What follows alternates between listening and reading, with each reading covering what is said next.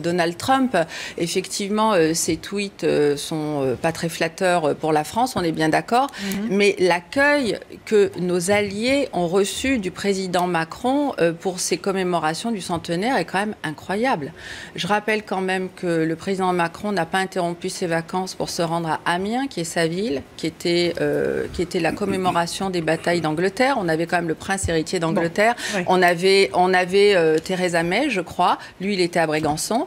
Du coup, il n'y avait pas d'anglais aux commémorations. Non, il était en vacances. Il était en vacances, c'était cet été.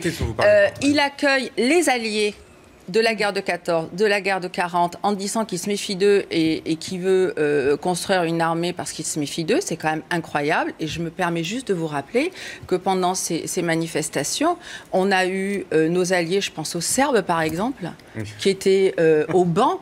Il y a 62% des hommes serbes qui sont morts pendant la guerre. C'était les alliés de la France. Des soldats serbes qui sont morts. Les Anglais n'étaient pas là. Les Américains ont été humiliés, méprisés. Les Russes également. Et qui on avait au premier rang ?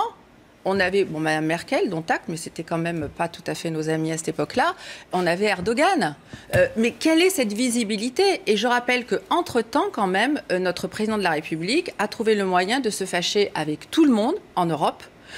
Il lui reste Mme Merkel qui est sur le départ et la France est de plus en plus isolée. Je pense que la France n'a pas une bonne image de marque non plus en Chine, aux États-Unis et en Russie. Et voilà le résultat de 18 à 20 mois de présidence française. On va écouter et franchement, la réaction moi, ça m'inquiète beaucoup d'Emmanuel Macron pour la suite.